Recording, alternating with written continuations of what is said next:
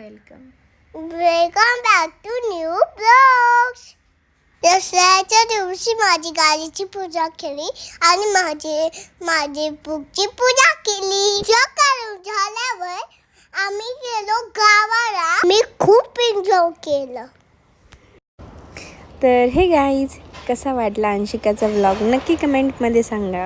ती बोलली होती आज व्लॉगमध्ये, व्हॉइस ओव्हर आज तिने केला होता. तर हो, आम्ही घरची पूजा करून आलो होतो गावी. आणि गावी आल्यावर आम्ही मात्र मोठ्या गाडीची पूजा करून घेतली, कारण पुण्यामध्ये आम्ही गाडीची पूजा नव्हती केली. मग आम्ही गावी आल्यावरच पूजा केली आणि आम्ही दोघींनी मिळून खूप सुंदर प्रकारे पूजा केली. आणि पूजा करून झाल्यावर आम्हाला जायचं होतं ग्रामदेवतेच्या दर्शनाला.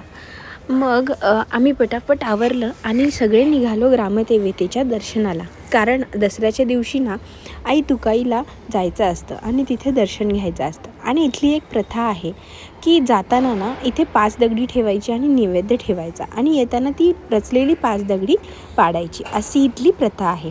तर आम्ही प्रथेप्रमाणेच ठेवलं आणि मंदिरात खूपच गर्दी होती, तर थोडेसे शॉट घेतलेत आणि आम्ही निघालो परत यायला. येताना मात्र मिठाने पिठाने परडी भरून घेतली आणि आलो भैरवनाथाच्या मंदिरात.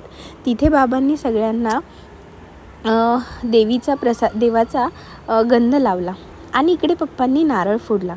आणि काय, नारळ तर पावला. पप्पा खूप खुश झाले.